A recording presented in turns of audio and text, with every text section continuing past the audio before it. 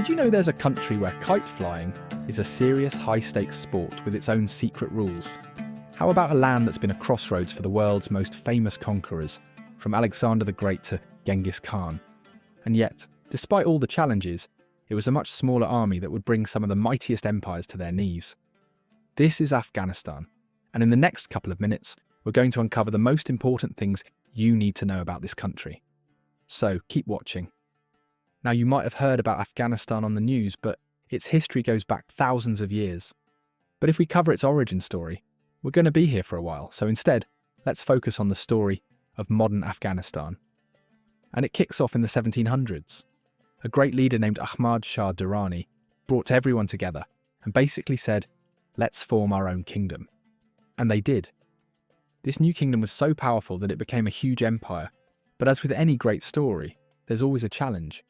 For Afghanistan, that challenge came from the British Empire, because back in the day, the British had a massive empire in India, and they saw Afghanistan as a kind of buffer zone, a way to protect their land from another big power, specifically Russia. This led to a series of wars between the British and the Afghans. And guess what? The Afghans, even though they were a much smaller force, were incredibly fierce. In one of the wars, the British army was almost completely wiped out during a retreat. And after years of fighting, the Afghans finally won their full independence in 1919. With their freedom secured, a new king named Amanullah Khan decided it was time to modernize. He wanted to bring in new ideas and make the country more like places in Europe. But he moved a little too fast, and a lot of people weren't ready for the changes. This caused a big disagreement that turned into a civil war, and he ended up having to give up his throne. After that, a new king, Mohammad Zahir Shah, took over. He was a lot more patient and ruled for 40 years. During his reign, he brought a period of peace to the country, and things were pretty stable. But in the 1970s, everything changed. The king was overthrown, and soon after, a communist party took control. They wanted to totally change the country, but a lot of people weren't on board. This led to a huge fight, and to keep the government from falling apart, their friends, the Soviet Union, decided to step in and invade. This started a brutal war that lasted for 10 years, from 1979 to 1989. Afghan fighters, known as the Mujahideen, stood up to the huge Soviet army. The United States and a few other countries sent them weapons and money to help them fight back. As you can imagine, it was a terrible time for the Afghan people. Millions of them were killed, and millions more had to flee their homes and become refugees. Finally, the Soviet Union left, but the fighting wasn't over, because the different Afghan groups who had fought the Soviets started fighting each other, which then created a lot of chaos, and that's when a new group, known as the Taliban, came onto the scene. They promised to bring peace and stability, and by 1996, they took control of the entire country. Compared to previous kings, the Taliban's rule was very strict. They banned music and TV, and they were especially harsh on women and girls, forbidding them from going to school or even leaving their homes without a male family member. And then came the year 2001. After the terrible terrorist attacks on September 11th in the United States, the US government demanded that the Taliban hand over the leader of the group responsible, Osama bin Laden, who was living in Afghanistan. The Taliban refused. So the US and its allies launched a war to remove the Taliban from power. What followed was the longest war in US history. For 20 years, they worked to help rebuild Afghanistan, setting up a new government and trying to make things better. Women and girls were able to go to school and work again, which hadn't been possible under the Taliban. But the fighting never really stopped. The Taliban just kept fighting, and slowly they took back control of more and more of the country. In 2021, the last of the American troops left, and the Afghan government they had been supporting collapsed. As a result, the Taliban quickly took back control of the whole country, bringing us to where we are today. But that's just the start, because we can't talk about Afghanistan without looking at its geography. And trust me, the land itself has played a huge part in shaping the country's story. Take a look at this map.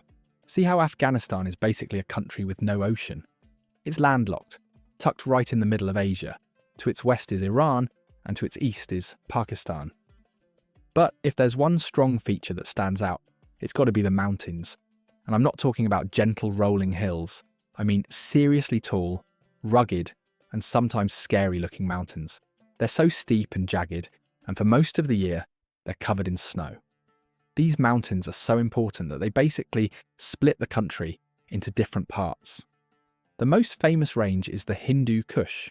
It's a huge, powerful mountain range that runs through the eastern part of the country. Because of these mountains, the weather can be totally different depending on where you are. In the summer, the low-lying deserts get scorching hot, sometimes hitting 95 degrees Fahrenheit, which is around 35 degrees Celsius or even higher. But head up into the mountains and the winters are freezing cold, sometimes dropping below 5 degrees Fahrenheit. That's minus 15 degrees Celsius. And in some places it can even get down to minus 24 degrees Fahrenheit or minus 31 degrees Celsius. Besides the extreme temperatures, the mountains also affect the rain. Most of the country is pretty dry, with some areas only getting about 3 inches or 75 millimeters of rain a year. But in the mountains it can rain and snow a lot more, with some spots getting as much as 53 inches or 1,350 millimeters a year. That's because the mountains block the moist air that blows in from the ocean. So the rest of the country stays really dry, but these mountains aren't just a barrier, they're also the country's lifeline. The snow that melts from the peaks fills up rivers that flow down into the valleys. This is where most Afghans live and farm. Even though only about 20% of the land is good for farming, these valleys are incredibly fertile, which is perfect for growing crops and raising animals. And get this, the Hindu Kush and its surrounding ranges were like a giant highway system for ancient travellers. They have these special mountain passes that made it possible for merchants to travel across Asia. Because imagine, for over 2,000 years, Afghanistan was a busy stop on the famous Silk Road, a major trade route that connected China, India and Europe. So even though it was tough to get through, it was a crucial link for trade and culture. Okay, moving on, let's talk about plants and animals. Because of the different climates, Afghanistan has all kinds of wildlife. Down in the dry southern parts, you don't see a lot of trees, just some grasses and herbs that pop up after it rains. But as you go north and higher up into the mountains, you'll find thick forests with giant pine, fir and cedar trees that can grow as tall as 180 feet, which is about 55 meters. You can also find all sorts of cool animals here, like wolves, foxes, and even a few snow leopards. In the higher mountains, there are wild goats with amazing twisted horns and wild sheep. You might even spot a brown bear if you're lucky.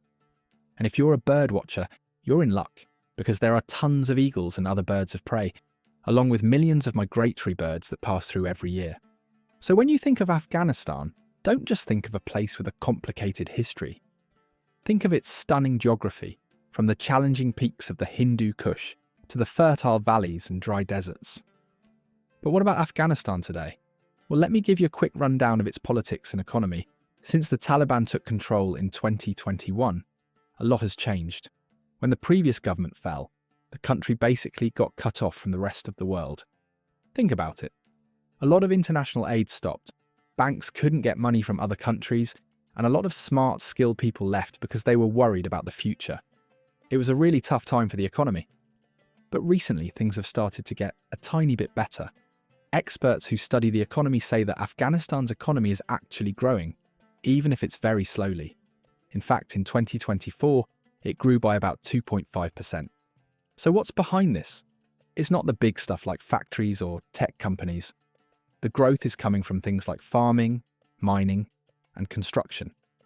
People are working on the land, digging for resources and building things. But there are still huge problems. Because you know how, when you buy more things from other countries than you sell to them, you have a trade deficit. Well, Afghanistan has a really big one.